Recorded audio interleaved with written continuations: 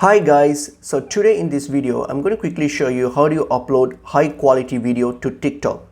So if you want to upload your video as it is in a high quality without compromising on the quality, what you can do is few things to keep in mind is that make sure you have a good internet connection, most probably a Wi-Fi connection, a better Wi-Fi connection than your mobile data.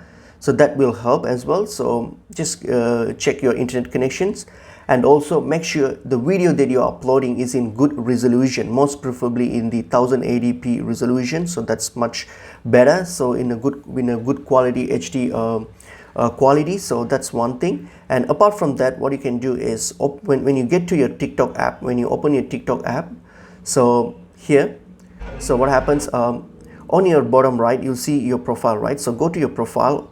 So here, once you get to your profile, on your top right here, click on the three bars, and here you'll see an option called data saver.